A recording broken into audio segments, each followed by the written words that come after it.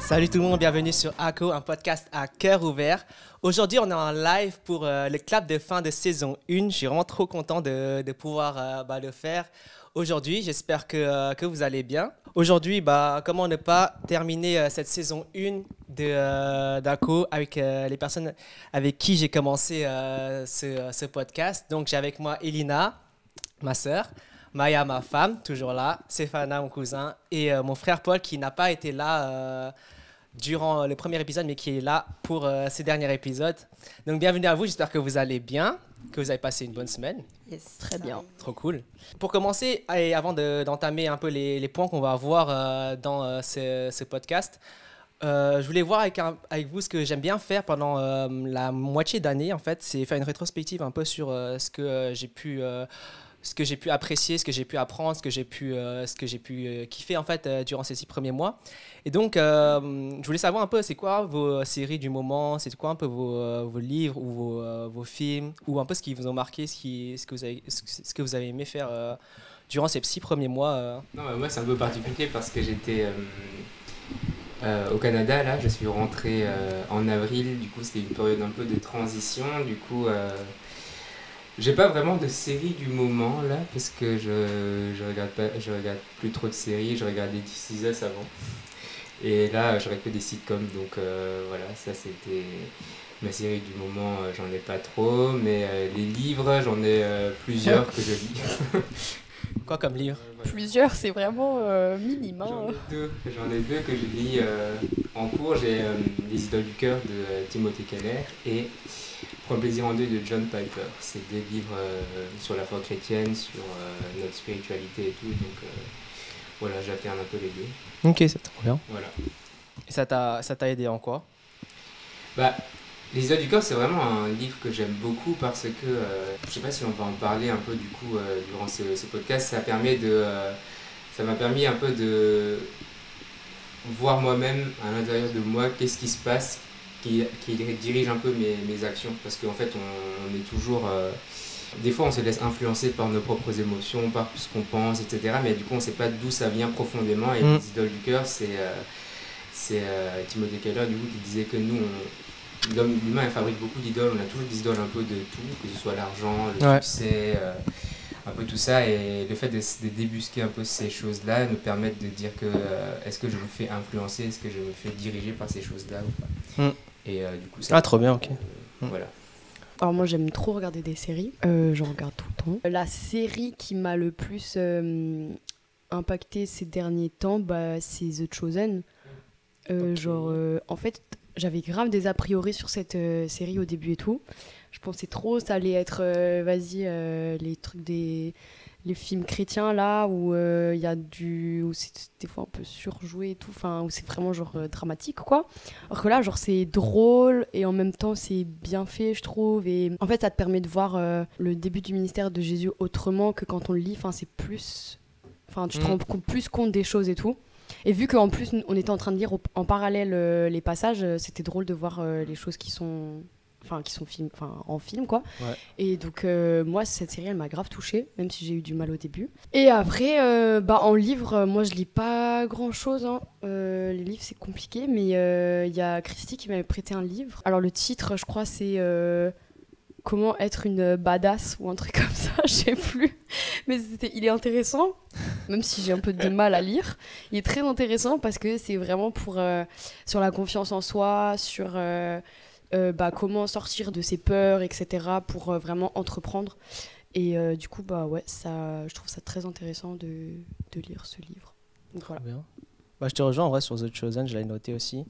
Et pour rajouter un peu plus sur ce que tu avais dit, c'est que c'est vrai que c'est pas du tout ce à quoi on pourrait s'attendre, comme par exemple un truc trop surjoué et tout. Et justement, au contraire, je trouve que ça m'a énormément interpellé la série parce que ils ont vraiment réussi à montrer toute l'humanité en fait de Jésus sur Terre, et ça a vraiment pointé et vraiment c'est ça qui m'a grave interpellé, parce que du coup en fait le truc c'est que des fois j'ai l'impression que par exemple tu vois en tant que croyant et tout, quand on lit la Bible et tout, on lit des histoires et j'ai l'impression qu'en fait, c'est un peu juste des histoires qu'on lit et qu'on n'a pas les pieds sur terre. Alors que là, en fait, le fait de voir vraiment la série, après, tu as des scénarios qui sont forcément rajoutés et tout pour donner un peu plus d'intrigue, on va dire, dans la série. Mais le fait de voir vraiment Jésus faire ci, ça, en fait, tu te dis, mais en fait, au final, ouais, en vrai c'était vraiment un humain, quoi. Genre, il faisait les mêmes choses que nous, les disciples, ils vivaient la même chose que nous.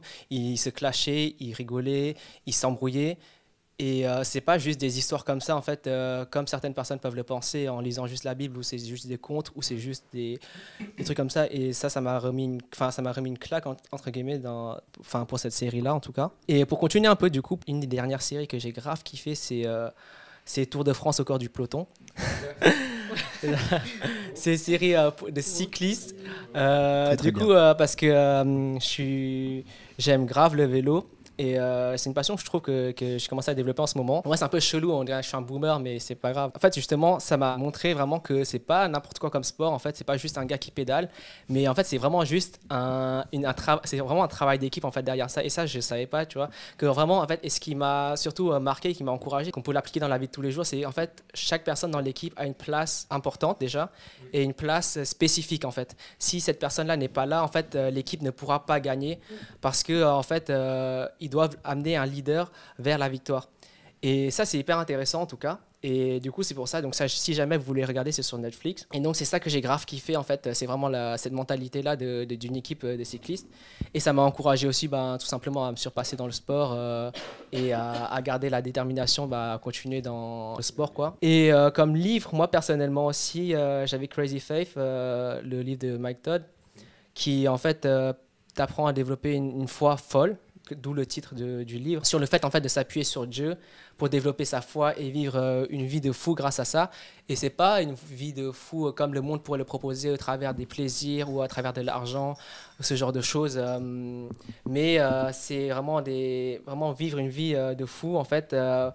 Au travers justement de ce qu'on t'apprend dans ce livre-là, qui est tiré aussi bien évidemment de la Bible, et qui va te permettre de vivre une vie comme tu l'as jamais vécu avant avec Dieu à tes côtés, quoi. En tout cas, moi personnellement, c'est un des livres que je vous recommande, et pour la série aussi, ou les séries de Chosen qui sont dispo sur Netflix et Canal, c'est ça? Je crois que c'est ça. De quoi, The Chosen? Ouais, je crois que c'est sur Canal aussi. Ouais, Netflix, ouais. Ouais, mais il n'y a pas toutes les séries. Il n'y a pas toutes les saisons. Ouais, c'est ça. Du coup, voilà, pour ma part, je ne sais pas si vous avez quelque chose d'autre à rajouter, quelque chose qui vous a marqué, un sport, une passion, ou un livre, ou quelque chose que vous faites. Ces derniers temps, c'était pas mal de les séries Formule 1 ou le cyclisme aussi, les sports. Enfin, c'est pas mal. Sport, quoi. Ouais, c'est de sport.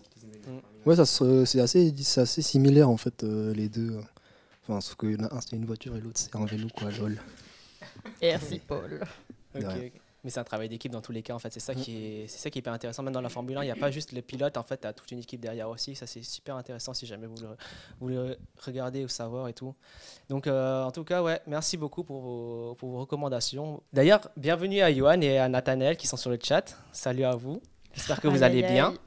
Pour le déroulé, comment ça va se passer? Du coup, on va commencer par un petit récap de la saison. Et donc, pour le récap de la saison, qu'est-ce qu'on a vu? On a vu plusieurs thèmes, du coup, que ce soit de la vico, de l'entrepreneuriat ou des sujets sur l'Église. Et donc, dans la vico, on a vu l'influence, l'entourage, les relations amoureuses, les finances, l'immigration. Et dans l'Église, la vie d'un jeune chrétien.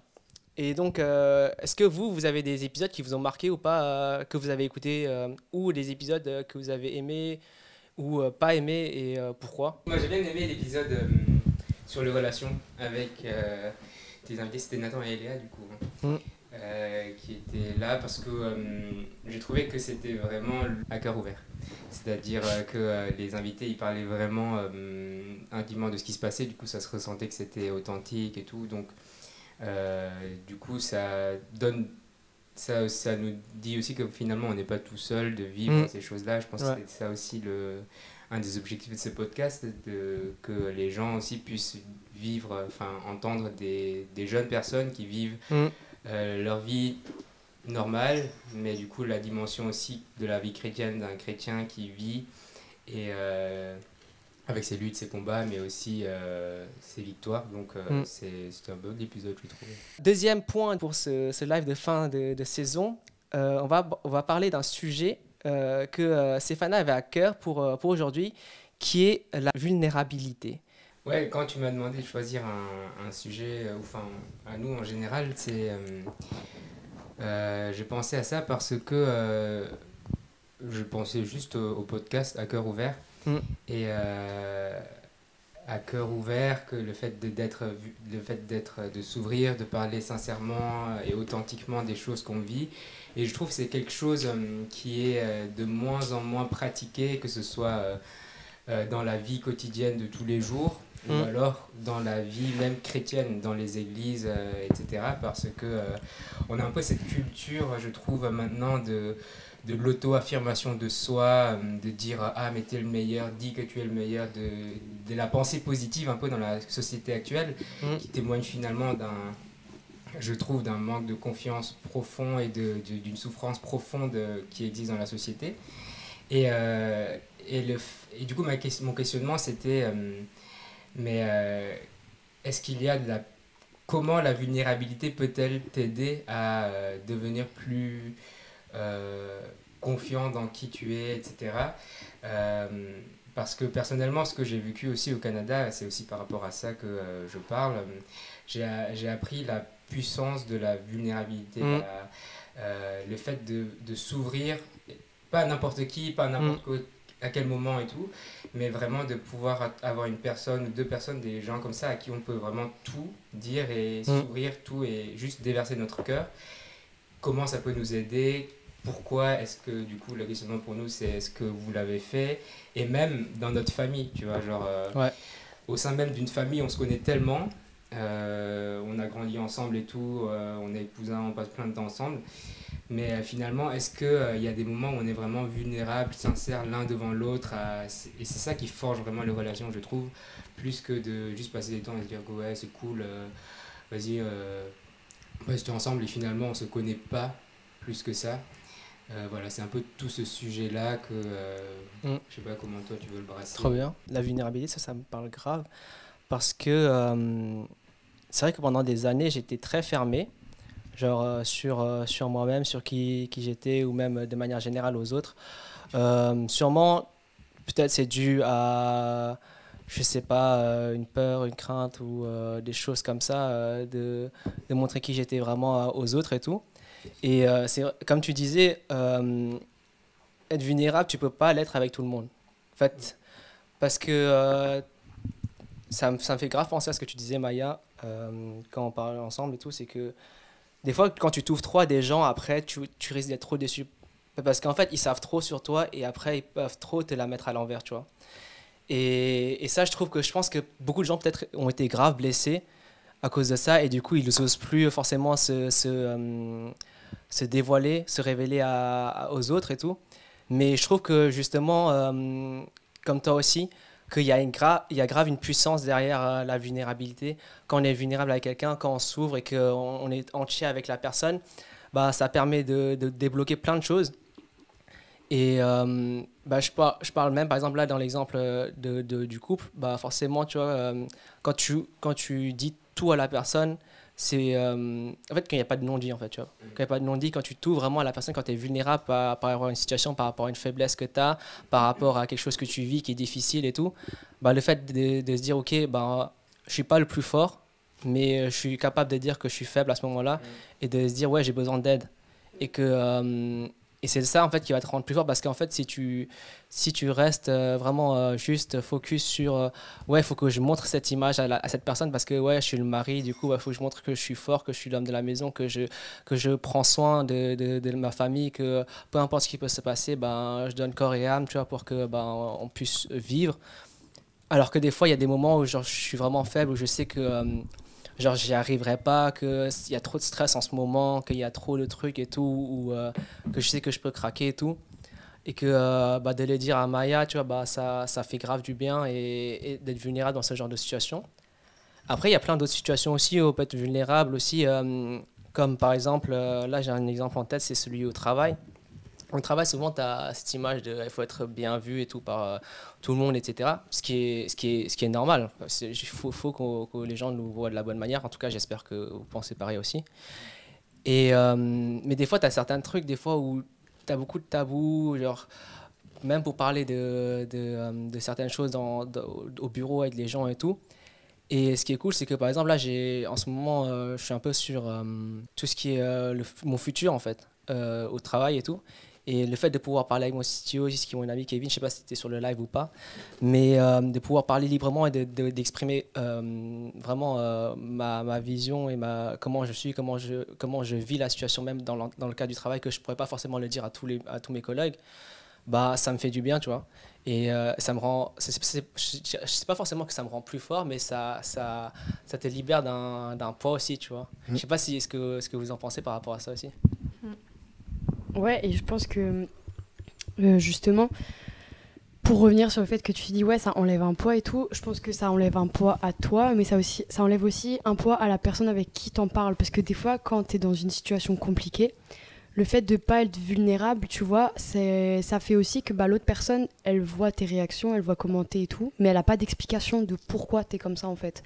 Alors que si t'en parles justement et que tu dis justement que tu es vulnérable et que tu expliques ce qui t'arrive, les difficultés par lesquelles tu passes, c'est aussi différent pour la personne qui est en face de toi, parce que tant que tu parles pas, elle pourra pas comprendre pourquoi tu réagis d'une manière ou d'une autre, tu vois. Et du coup, ouais, ça enlève un poids à toi et ça enlève un poids à la personne. Enfin, moi, je trouve perso, tu vois. Je sais que, genre, chez nous, en tout cas, quand moi j'étais. Enfin, quand avec mes parents et tout, on a toujours été comme ça, dans le sens où, même si c'était compliqué, et même si, pour d'autres personnes dans la famille, c'était plus compliqué que d'autres, mais on a toujours eu ce truc de, il faut que s'il y a un truc, parle en fait. Genre, ça sert à rien que tu restes dans ton coin et que personne comprend pourquoi toi t'es énervé. Si tu dis pas ce qui t'arrive, personne déjà de un peut t'aider, et de deux, personne va comprendre ta réaction, va l'interpréter mal, et après ça va s'enchaîner, ça va s'empirer, ça va être encore, ça va être un cercle vicieux, quoi. Enfin, moi personnellement je le vois comme ça. Et Naïto, qu'est-ce que tu penses de genre, est-ce que genre pour toi aujourd'hui, c'est simple d'être vulnérable? Genre, est-ce que, tu vois, genre, s'il y a un truc qui va pas, tu vas facilement pouvoir le dire? Et genre, aussi, est-ce que tu as des personnes, genre, de référence et tout, tu vois? Moi, je pense que la vulnérabilité, c'est facile d'être vulnérable quand tu es entouré des bonnes personnes, des personnes qui sont saines pour toi, dans chaque sphère de ta vie. Comme disait Jean, genre au travail, mais aussi dans la relation amoureuse avec ton ou ta partenaire, et dans la famille. Et je pense que dans chaque sphère en fait, de ta vie, que ce soit professionnelle, amoureuse ou familiale, c'est important d'avoir au moins une personne dans chaque sphère avec qui tu es assez à l'aise pour te sentir vulnérable et pouvoir parler de certaines choses. Et en fait, pour que ça se passe bien, pour que les relations se passent bien.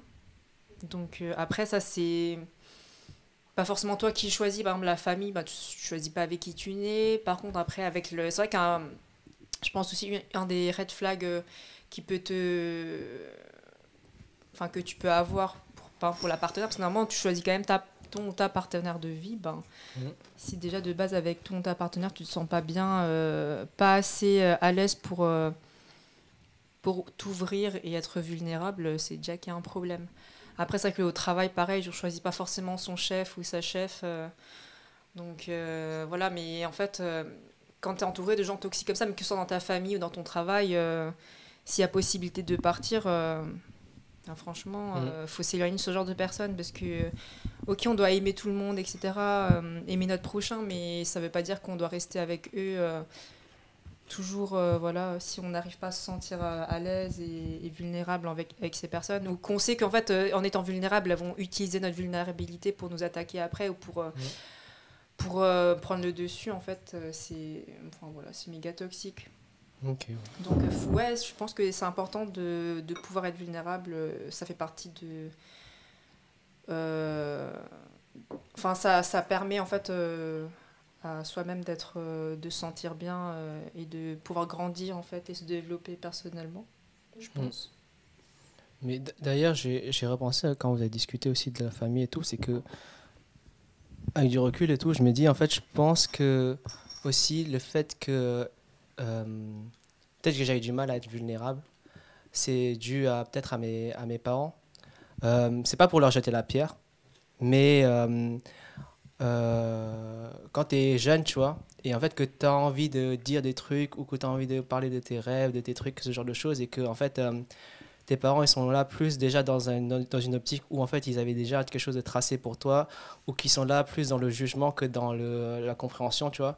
C'est beaucoup plus compliqué en fait d'être vulnérable, et du coup je pense, et comme dit encore une fois, c'est pas pour jeter la pierre sur mes parents ou pas, tu vois. Je sais pas comment vous l'avez vécu, Ina et Paul, tu vois, mais tu vois, j'avais beaucoup plus de mal à m'ouvrir, par exemple, quand j'avais quelque chose à dire à mes parents, dans le sens où, même, au bout d'un moment, en fait, même si c'était pour leur annoncer quelque chose de bien ou un projet, ce genre de choses, tu vois, c'est compliqué, tu vois, d'être vulnérable quand tu sais que la personne en face, elle va réagir négativement. Ou qu'elle ne sera pas là dans l'encouragement ou dans le soutien ou quelque chose comme ça. Et enfin, en tout cas, je sais pas, tu vois, Paul, comment tu l'as vécu, toi, dans ta vie, dans ce que papa, maman, et comment ils ont réagi par rapport à tes choix, par exemple, n'importe quel choix, hein, que ce soit des études ou même les loisirs ou les amis ou les trucs comme ça, en fait. Parce que c'est vrai que, tu vois, genre, on est tous dans la même famille, mais ça se peut qu'en fait, on n'est pas forcément. On n'est pas forcément, comment dire, on n'a pas forcément vécu la même chose, en fait, ou on n'a pas pris sur nous, en fait, de la même manière, tu vois. Moi, personnellement, je pense que je te rejoins aussi un peu, Jean, sur ce fait-là. L'exemple qui est plus parlant, je pense, pour moi, sur ce côté-là, c'est par exemple quand j'ai dû faire le choix de la musique. Le choix, oui et non, parce que en fait, du coup, c'était qu'il n'y avait pas vraiment trop le choix, en fait. Vas-y, parce qu'en fait, il y avait, on est tous dans la famille, on fait tous de la musique. Depuis tout le monde a fait de la musique, Seth, Elina, Jean et tout ça. Du coup, moi aussi, j'ai dû faire de la musique. Et d'habitude, les gens, ils choisissent leurs instruments, ils font des petits tests, je sais pas quoi, des trucs comme ça. Par exemple, je sais pas, ils vont à l'éveil musical, les trucs qu'ils font, là, les petits enfants, là. Après, ils testent quelques petits instruments. Ouais. Voilà, on va dire que cette étape-là, il n'y avait pas trop pour moi. Il y avait deux choix, c'était soit une flûte à bec, soit une flûte traversière. Du coup, bon, je peux te dire que quand tu avais ce choix-là, bon, tu vas pas faire de la flûte à bec. Hein, oui, voilà. Mais imagine, les gens ils font de la flûte à bec. Les gens qui font de la flûte à bec, je suis désolé pour vous, mais tant pis. Hein. C'est triste, hein, c'est triste pour vous. Parce que bon, voilà. Mais c'est vrai que ouais, par rapport il y a toujours un choix de reconversion. Mais après ça c'est pas. Mais voilà. C'est pas de la lumière. Enfin c'est différent. Mais en gros c'est plus pour dire que en gros. C'est quelque chose qui t'a bloqué par rapport au fait d'être vulnérable par la suite, c'est ça? Oui, c'est ça en fait. C'est plus pour dire que en gros. Je suis pas forcément quelqu'un qui avait beaucoup le choix sur les choses depuis que j'étais petit. En gros, il y a des parties où en fait c'était pas vraiment moi qui choisissais. C'était plus en fait on choisissait pour moi et puis tu fais avec ce que t'as et puis du coup Ouais, je capte. C'était pas forcément mon avis. Il y avait pas vraiment mon avis n'avait pas forcément de poids sur la balance quoi. En gros, c'était ça que je voulais dire quoi. Et du coup, je pense que à cause de ça, ça n'a pas forcément aidé sur le fait de. Tu sais que déjà de ton avis de base, il est pas forcément, il est un peu négligé, donc bon, voilà quoi. C'est tout pour ce côté-là en fait. Ouais. Après, quand t'es enfant, les parents ils choisissent beaucoup dans toutes les familles. Oui, bon, le choix quand même là. Oui, mais après, ouais, je sais pas. Après bon, ça m'a pas empêché que maintenant ça va. Enfin, j'aime quand même la flûte, ça va. Bah oui, tout. Voilà. À l'orchestre encore tous les vendredis oui. là. On a eu le concert le vendredi hier. C'était bien. Mais oui, voilà. C'était pour. Après, ça, c'est plus une perception. Enfin, je sais pas. Moi, pour avoir vécu avec les mêmes parents et avoir aussi eu beaucoup de choses imposées ou quoi, je sais pas. D'un côté, je trouve ça normal parce que. Bon, après, en plus, on a la culture asiatique, mais en vrai, quand tu regardes dans toutes les familles asiatiques, la plupart des gens, ils ont eu un peu les mêmes choix imposés. Dans les études, dans les instruments, souvent dans les familles asiatiques, c'est violon, piano. Les études, ça va être scientifique, médecine, enfin tout ce genre de choses. Après, même si mes parents ils m'ont aussi imposé ce genre de choix et tout, maintenant avec du recul, vraiment, je leur en veux même pas. En même temps, les parents ils veulent toujours le meilleur pour nous. Ouais, en soi, c'est pas. Et à un moment donné, quand on est aussi super jeune, on peut pas choisir tout. Et après, il faut juste parler parce que moi, je me rappelle quand mes parents ils voulaient que je fasse, par exemple, un bac S au lieu d'un bac ES. Moi, je leur ai expliqué que ben non, j'allais pas faire ça juste pour eux en fait. Et on a discuté, c'était pas forcément toujours hyper calme ou quoi quand on a discuté. Genre, Il y a voilà, il y a des baguettes qui ont volé, quoi. Mais en vrai, genre avec la discussion, en fait, il faut juste rentrer dedans, quoi. Enfin, à un moment donné, quand je leur expliquais vraiment pourquoi et tout ça, que je leur disais maintenant, mais moi, il y a des choix, tu vois, je veux faire pour moi et je sais que c'est ce choix-là que je veux faire parce que j'ai mes raisons, etc. En fait, après, c'est passé et depuis... Enfin, voilà, en fait, je pense à un moment donné, si on... avec les non-dits, en fait, si on dit rien, qu'on se tait juste et qu'en fait, il y a des malaises après et qu'en fait... du coup, on est très frustrés nous-mêmes parce que du coup, c'est le choix de nos parents ou alors c'est nos choix, mais du coup, nos parents n'ont pas compris pourquoi on a fait ce choix-là. Ben, en fait, comme il y a beaucoup de non-dits des deux côtés, en fait, ça fait beaucoup de frustration. On en veut aussi aux parents, les parents nous en veulent, etc. Alors qu'en fait, si on parlait juste et qu'on crevait l'abcès, je trouve que ça va. Enfin, moi, perso, en tout cas, c'est toujours comme ça que j'ai réagi.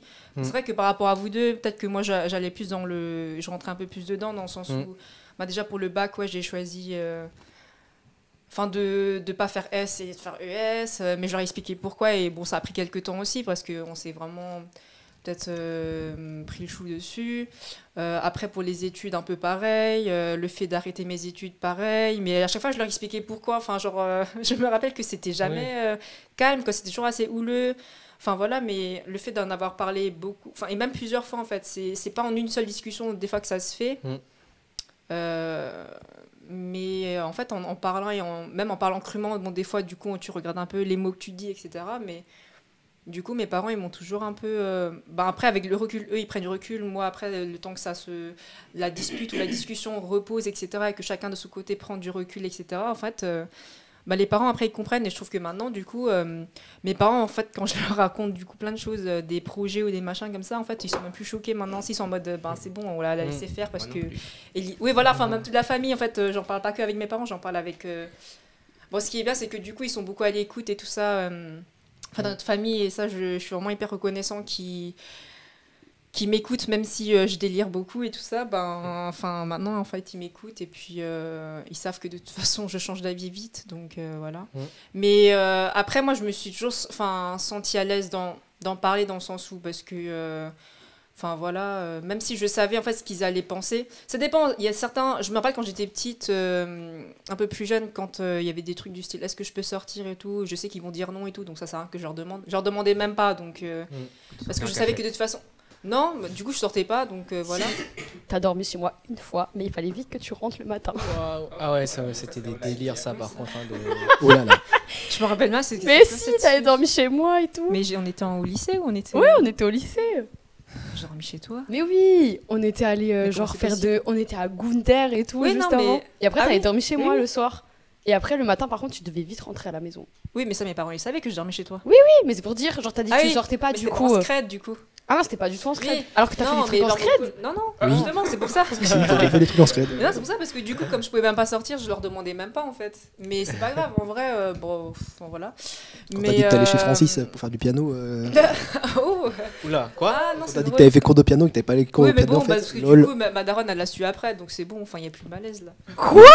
Je suis pas au courant de cette histoire là. C'est quoi les bails là? Mais non, mais c'était quoi? C'était Oh là, y a Elina, elle a dit qu'elle avait révélation cours de, elle a dit qu'elle avait des cours de piano à l'école de musique. Et en fait, elle est pas allée à l'école de musique. En fait, c'était pour aller voir des potes. Voilà. Et Sauf du que coup, quand j'avais l'excuse du piano, mais en fait, même Bah, ma mère, elle a découvert ça après, mais Bah du coup, oui. elle le sait déjà. Là, oui, elle le sait déjà. Elle le découvre Oui. pas en live, quoi. Non, mais bien sûr, mais. Ah d'accord, je savais pas. Sherlock Holmes, ouais. Enfin bref, mais en gros, voilà, je disais que c'était...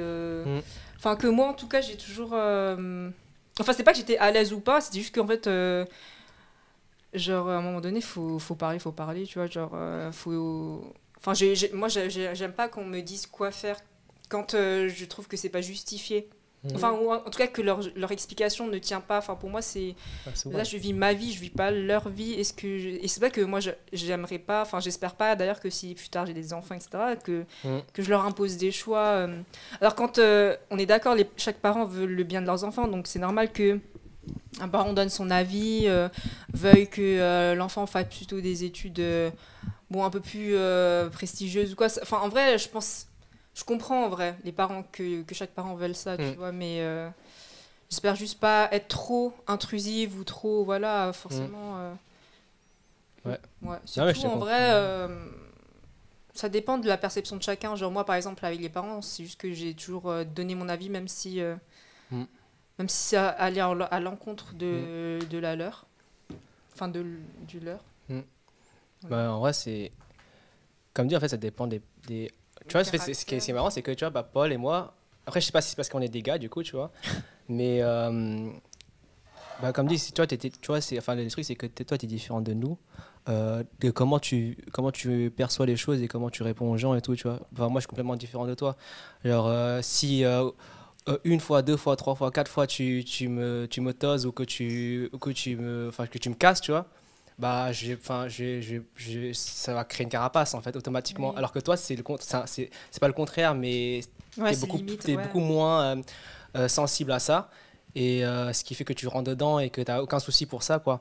Et après, comme toi aussi, exactement, je leur en veux pas du tout parce que, comme dit, je sais très bien que dans leur être intérieur, c'est vraiment pour notre bien qui est tout ce qu'ils ont fait, même si ils le font d'une manière très maladroite, comme ils le disent très souvent. Mais c'est vrai que je pense que du recul, je leur en veux pas, mais je pense quand même que le fait que je suis que j'ai eu du mal à être vulnérable avec eux ou même avec vous et Ina, Paul, et même Stéphana ou même les gens de la famille, en fait, c'est que je pense que c'est dû peut-être en partie à cause de ça aussi, mais c'est pas pour leur jeter comme dit la pierre et tout, mais c'est vrai que c'est hyper intéressant de voir que même si on avait les mêmes parents, bah, en fonction de comment notre caractère, bah, on ne vit pas la vulnérabilité de la même manière. Mais après, je pense aussi, de ce que j'avais compris aussi, c'est que je pense que Elina aussi, vu que c'était une fille, tu vois, elle avait tout le temps, d'après ce que j'avais compris de ce qu'on discutait, tu vois, elle avait tout le temps elle avait tout le temps besoin de prouver. Enfin, c'est pas forcément qu'elle le voulait, mais elle devait tout le temps prouver que même si c'était une fille, genre elle pouvait faire aussi bien les choses que... Enfin, elle pouvait être apte aussi bien que vous, les gars, entre guillemets, à faire certaines choses. Que c'est pas parce que c'était une fille que, ça y est, elle allait se faire kidnapper, pas plus que vous ou quoi que ce soit, tu vois.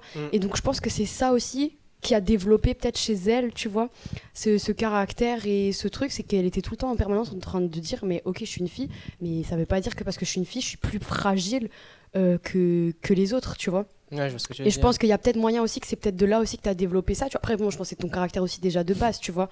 Mais je pense que ça s'est peut-être développé aussi à cause de ça, tu vois. Moi, je sais que, genre, chez nous, en tout cas, je fais un peu vite fait le parallèle, genre, c'était pas du tout comme chez vous, tu vois. Genre, nous, rien à voir. Genre, moi, mes parents, alors, entre eux deux, voilà, c'était une autre histoire. Mais avec les enfants, ma sœur, elle avait un problème, elle le disait. Mon frère avait un problème, il le disait. J'avais un problème, je le disais, tu vois.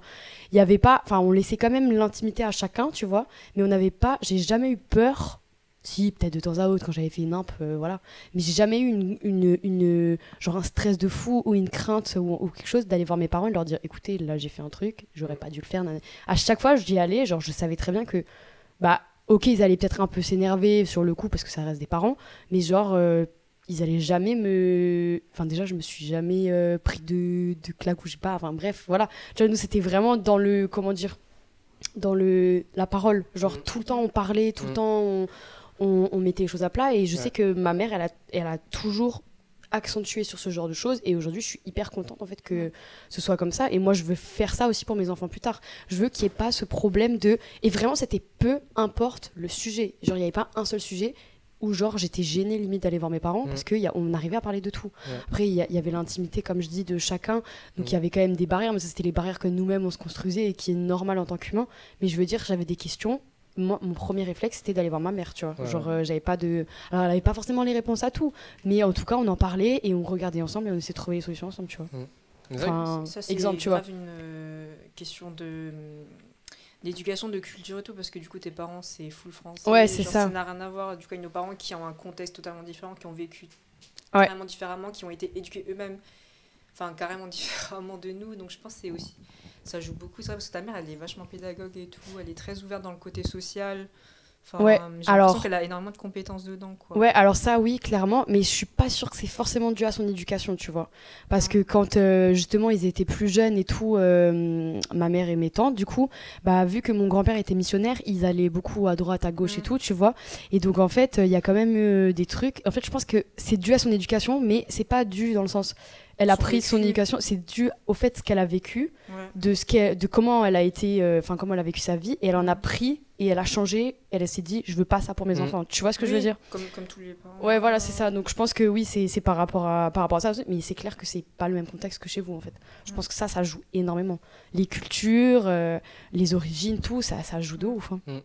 Mais je trouve que le fond du fond de la vulnérabilité, de pourquoi et de comment on peut s'ouvrir, c'est ce que tu avais dit Jean au début, c'est que notre capacité à admettre nos faiblesses ou pas. Parce que on est très... dans n'importe quelle culture, il y a certaines cultures où l'honneur est beaucoup plus forte, Ouais. la culture un peu plus orientale, c'est l'honneur familial, l'honneur des trucs, tout ça, ça c'est normal. Mais dans d'autres cultures, on est plus apte à admettre nos faiblesses. Et c'est ça pour moi que je trouve le plus intéressant dedans, dans cette question-là de la vulnérabilité, c'est comment nous, en tant qu'humains, on admet nos faiblesses. Parce que c'est très difficile finalement. En fait, on doit apprendre à se dire qu'on n'est pas parfait. Et j'ai l'impression que dans la société, là actuellement, on dit ah, le monde, on n'est pas parfait, je suis pas parfait, mais on s'en fout, c'est pas grave. Mais le problème, il est là, c'est que nous ne sommes pas parfaits. Et c'est ça, du coup, où la foi, elle vient en jeu, c'est de dire que il y a une raison pour laquelle tu n'es pas parfait, c'est parce qu'on est tous pécheurs, mais qu'on a besoin de Dieu, on a besoin d'être réconcilié avec lui pour entrer dans une nouveauté de vie, etc. Et pour moi, c'est là qui vient la puissance de la vulnérabilité, c'est de dire que admettre, de détruire tout notre orgueil, de détruire notre volonté de s'auto-affirmer, de dire que je suis, finalement ça va mener à quoi? Ça va mener soit à de l'orgueil, genre je suis trop, tu montes trop dans les tours, soit tu te trouves jamais assez, du coup tu te culpabilises à fond. En fait, l'automotivation et tout, ça ne mènera jamais nulle part, mais le fait d'admettre que je ne suis pas assez, mais que j'ai besoin de quelqu'un, j'ai besoin de Dieu dans ma vie, j'ai besoin de mes frères et sœurs, des relations que j'ai, en fait, que ce soit familiales ou amicales, etc. C'est ça qui va aussi te permettre de t'ouvrir plus, de savoir que, voilà, je sais que je ne suis pas parfait, et pourtant il y a des gens qui m'acceptent, il y a des gens qui m'écoutent et qui m'accordent leur confiance, et en faisant ça, l'autre personne aussi réalise que on lui donne notre confiance, et ça aussi c'est quelque chose qui est fort, et on lui donne l'occasion de nous aider en fait. Et si on n'est pas vulnérable, bah, c'est juste comme si on était une carapace, on ne dit jamais rien et les autres disent mais l'autre, la personne, elle n'a jamais de problème en fait, donc pourquoi qu'est-ce que je peux faire pour l'aider? Et ça c'est ce que j'ai vraiment beaucoup appris aussi, et dans nos relations familiales ça doit être ça. Je sais que mon père, par exemple, il a, malgré l'image parfois qu'il envoie, il arrive à être vulnérable dans des moments où... Et moi, j'attends... Et c'est ça qui montre notre réelle humanité.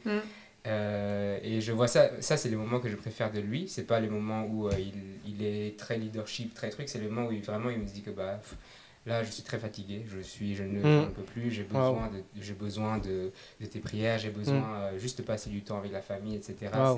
C'est ça qui montre notre humanité. Et du coup, là, boum, je rejoins aussi par rapport à The Chosen, l'image que Jésus, l'incarnation que Jésus, qui était 100% Dieu et qui s'est fait homme et qui est devenu vulnérable pour marcher à nos côtés, pour être un exemple pour nous et ensuite pour mourir sur la croix pour nous. Lui, c'est l'exemple magistral de la vulnérabilité.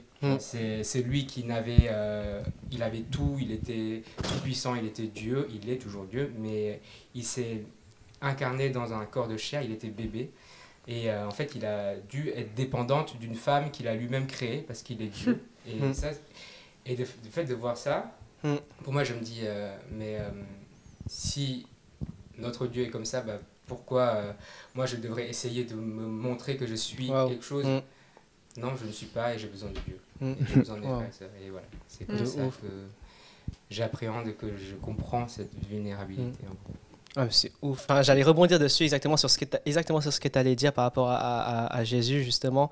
Parce que pour moi, justement, les moments où, avant ma femme, il y a vraiment Dieu où je suis vraiment le plus vulnérable avec lui. Où vraiment, quand je passe mes temps avec lui, c'est là vraiment les temps où je suis le plus vulnérable, où je lui dis vraiment tout, vraiment ce qu'il y a au plus profond de moi. Parce que je sais qu'il va m'écouter, peu importe que je le dise d'une manière pas compréhensible des fois j'ai du mal à m'exprimer, mais lui il comprend parce qu'il sait exactement ce qu'il y a au fond de mon cœur.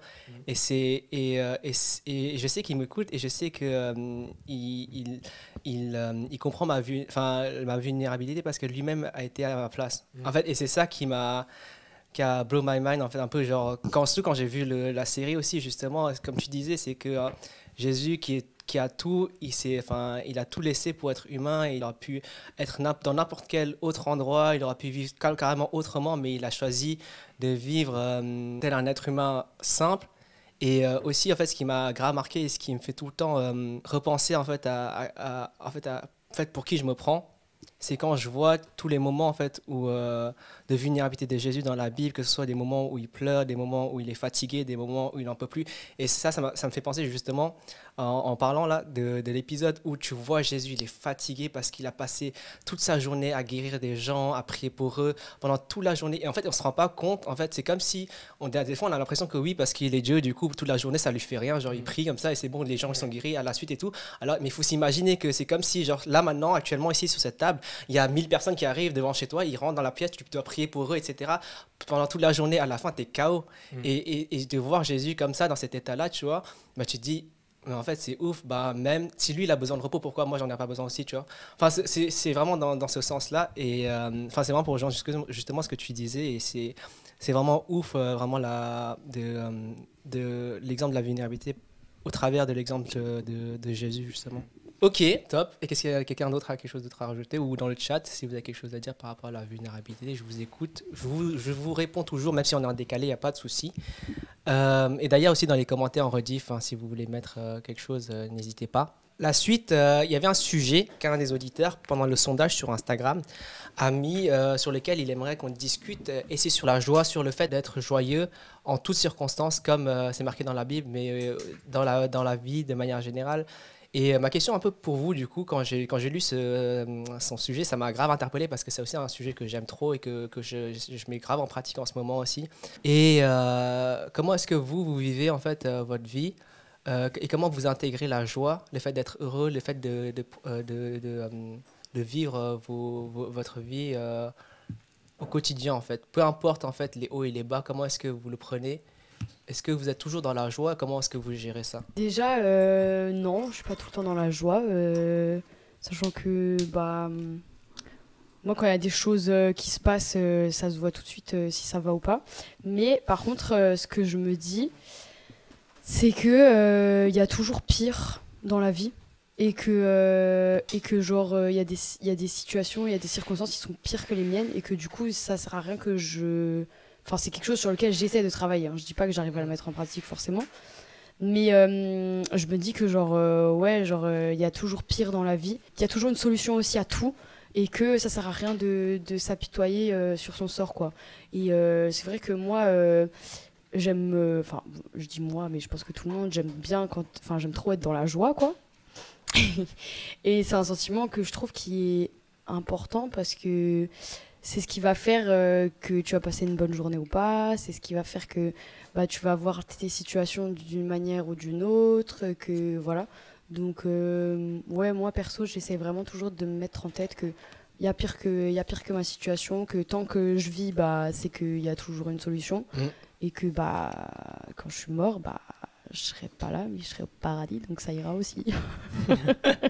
Voilà, donc je serai toujours dans la joie. Mais bon, c'est compliqué, c'est sûr, parce que voilà, c'est le premier truc que le diable il a un peu envie de te voler, c'est la joie, parce que c'est ce qui fait que quand t'es joyeux, t'as envie de faire plus de choses, t'as envie d'entreprendre plus de choses, je pense. T'as cette dynamique et cette énergie que tu pourrais que tu n'as pas, et dont tu as besoin pour entreprendre des choses. Et moi, je pense que ouais, c'est souvent un truc que le diable il a envie de te prendre ou de te voler, quoi. Par rapport à ça, justement, aussi, c'est pas forcément simple d'être joyeux tous les jours, parce qu'on vit plein de trucs.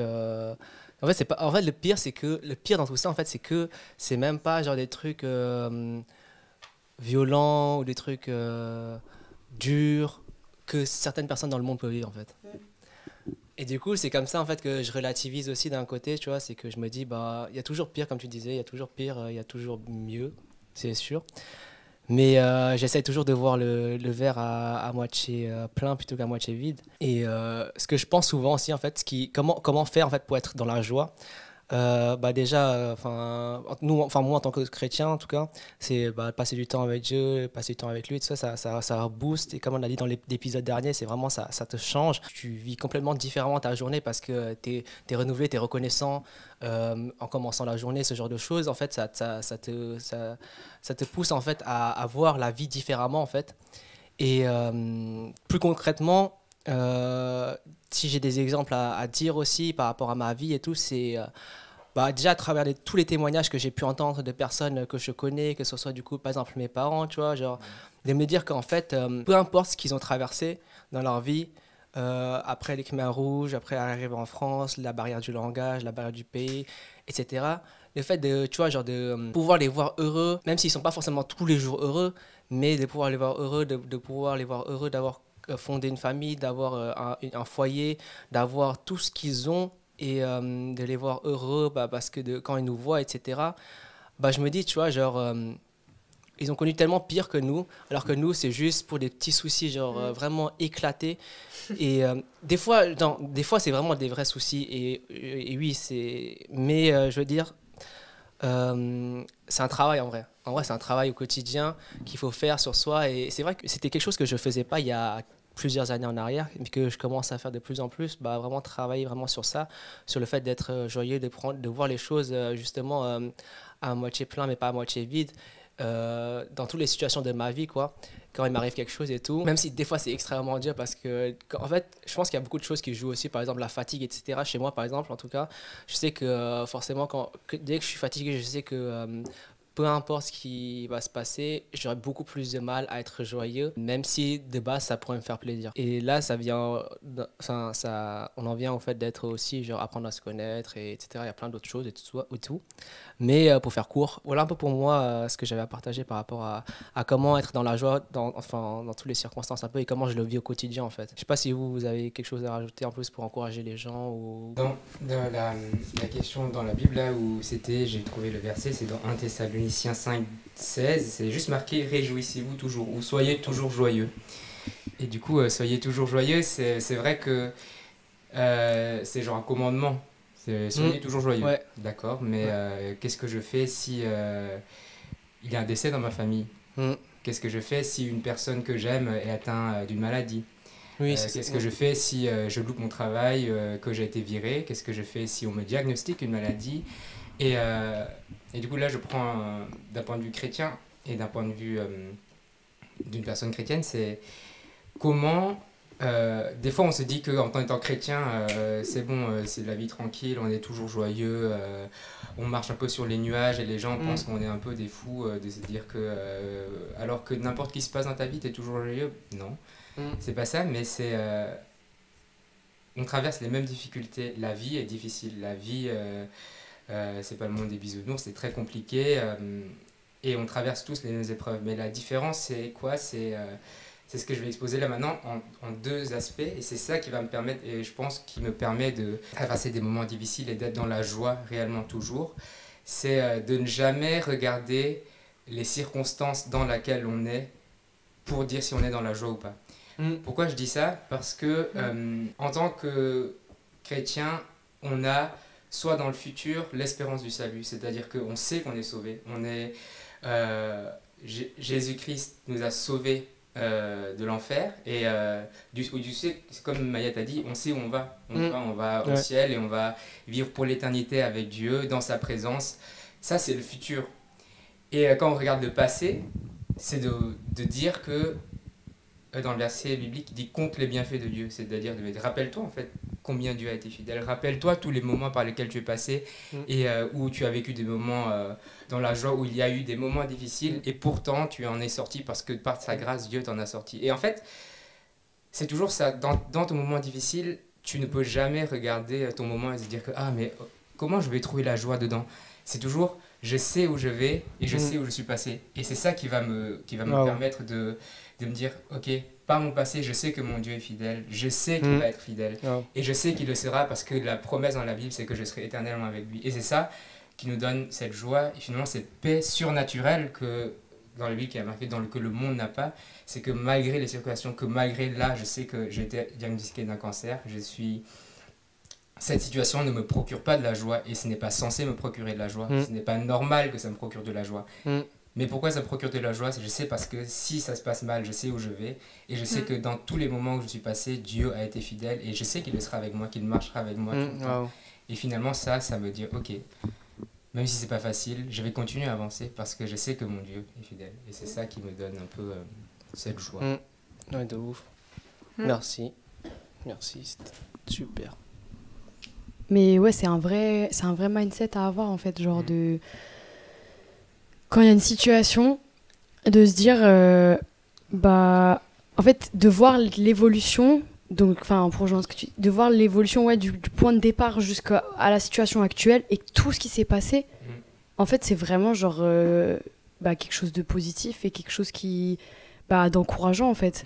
Et en fait on oublie souvent, je pense que quand on n'est pas dans la joie et qu'on n'est pas heureux, on a trop souvent tendance à se focaliser sur là où on est actuellement sans se rendre compte de tout ce qu'on est, enfin tout ce par quoi on est passé avant ça, tu vois.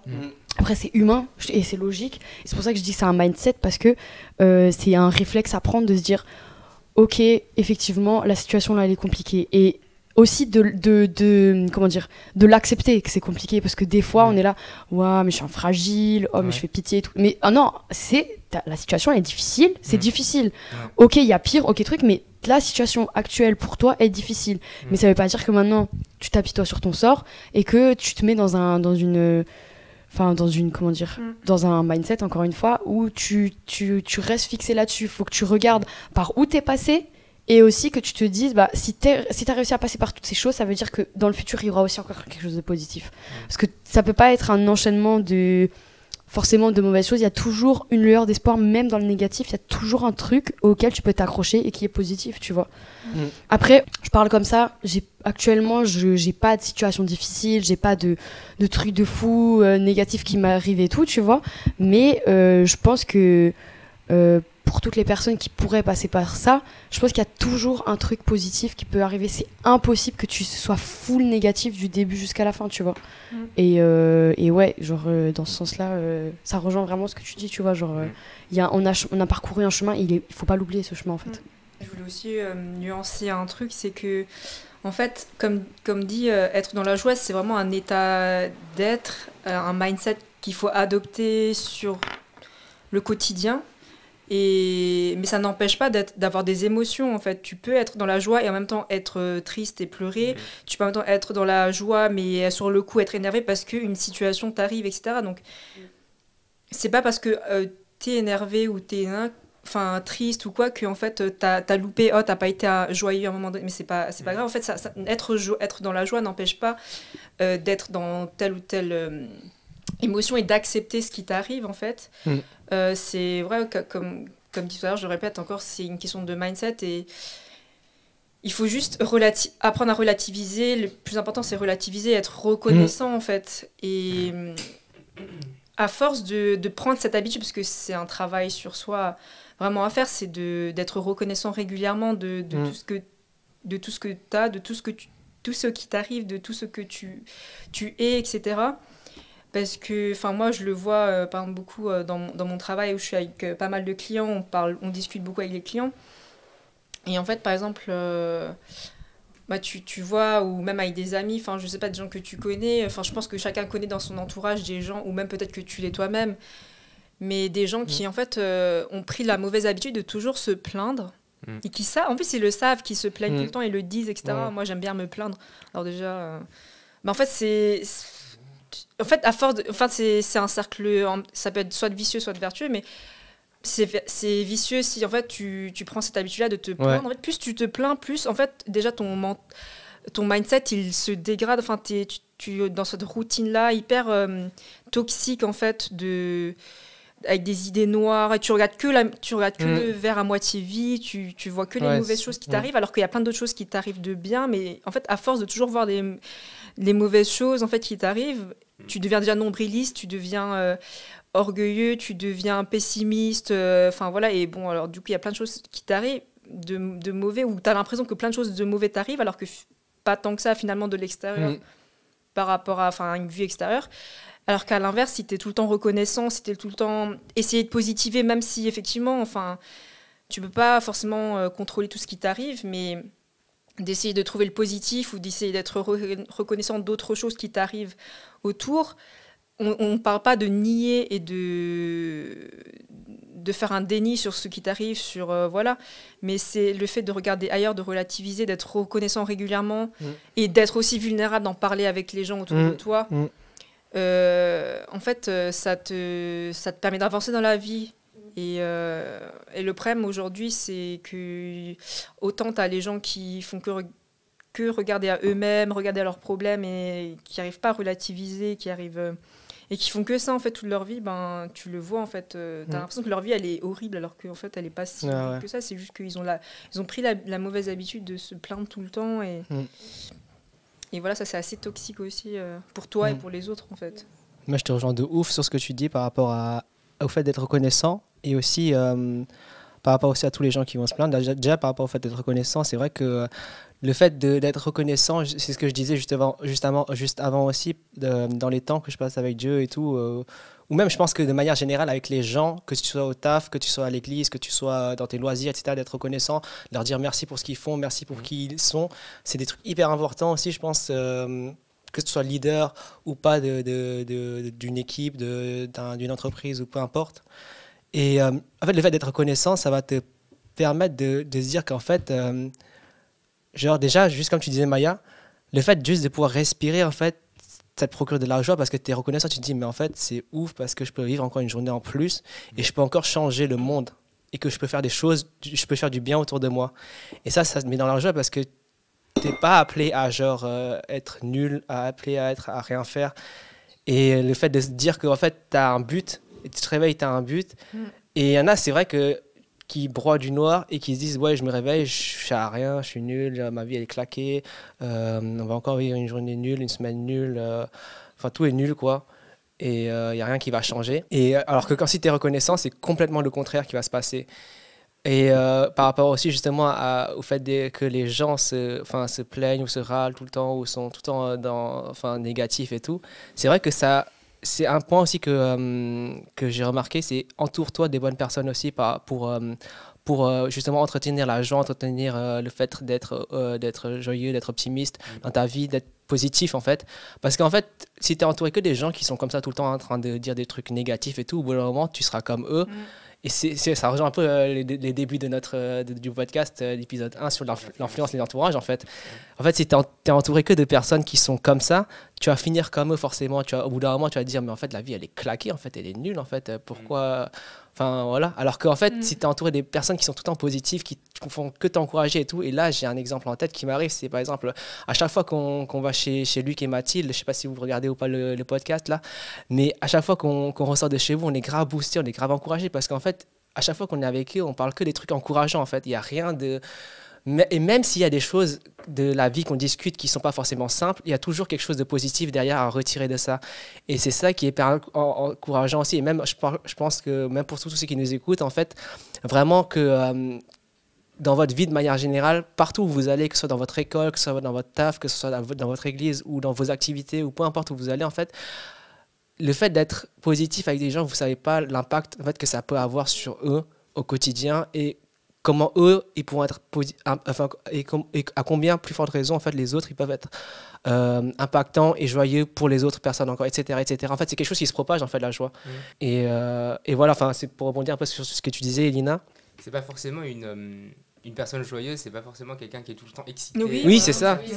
C'est vraiment, comme on disait, un mindset, c'est-à-dire que, voilà, je suis positif, j'amène quelque chose de positif aux gens et Ouais, parce que des fois, on se dit que mais la personne, elle est toute neutre, elle doit pas être joyeuse, mais en fait, au fond d'elle-même, bon, après, normalement, ça se manifeste quand même. Ouais. Si tu es joyeux ou pas, tu souris, enfin, tu es content. Mais ouais, c'est ça. C'était juste pour que je pensais à ça avant. Trop cool. Ok, trop bien. Alors, je pense qu'on peut conclure sur les sujets pour du coup terminer avec quelques annonces. Donc, j'ai une petite annonce à faire à tous ceux qui nous écoutent. Récemment, là, j'étais en contact avec la marque Truth, qui est une marque chrétienne d'habits.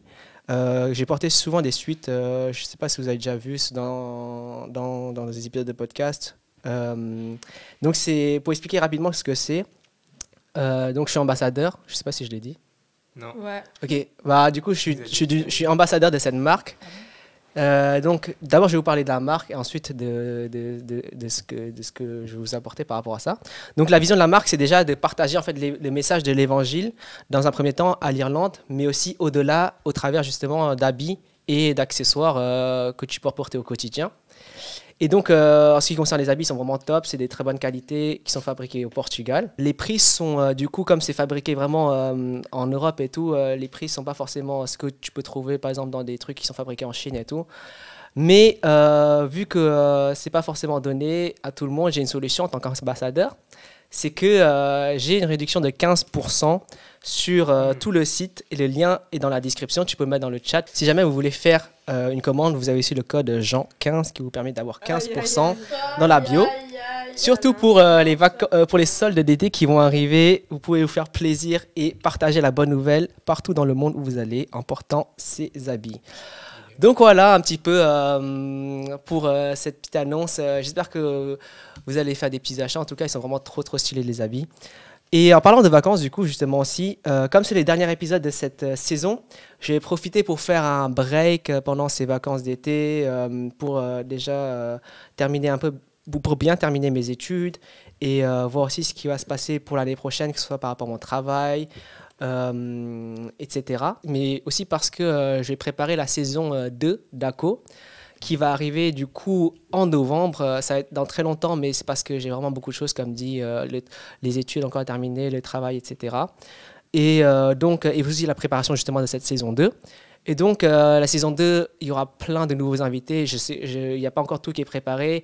Il y aura des nouveaux designs, plein de choses en préparation déjà qui commencent à se faire. Et donc, je voulais un peu partager avec vous, ceux qui nous écoutent et même vous qui êtes là, un peu ma réflexion sur l'avenir du podcast. C'est vrai que cette première saison, je ne sais pas si vous avez remarqué, mais je trouve qu'il n'y avait pas trop d'interactions. J'étais plus en mode, je publie avec des retours de gens, etc. Par rapport à ça.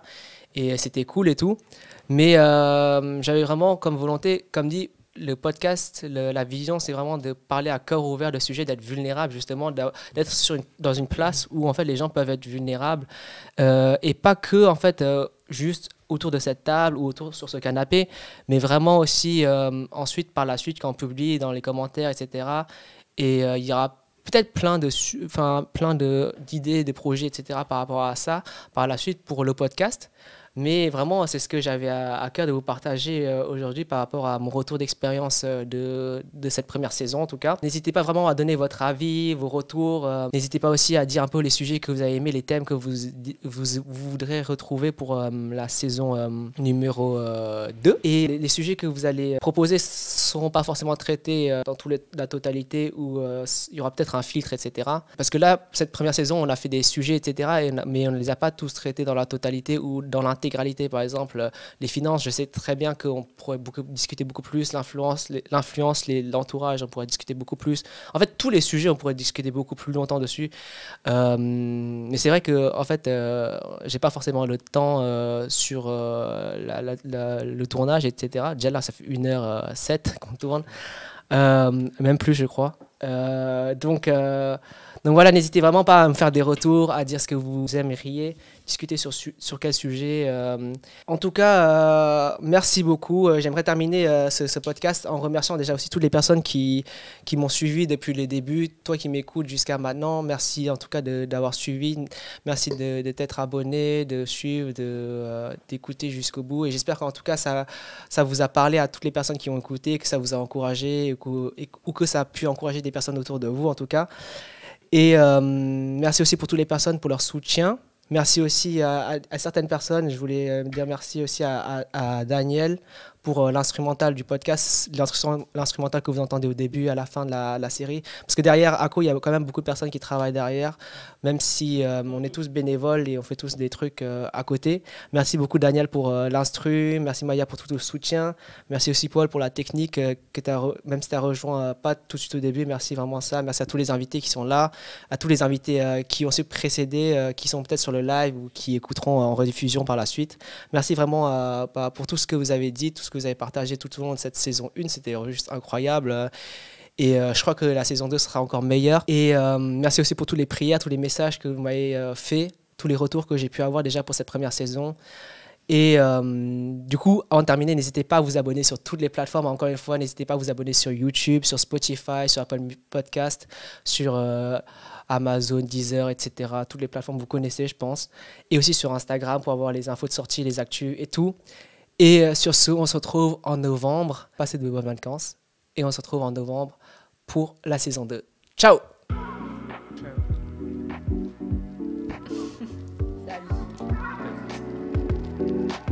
Salut.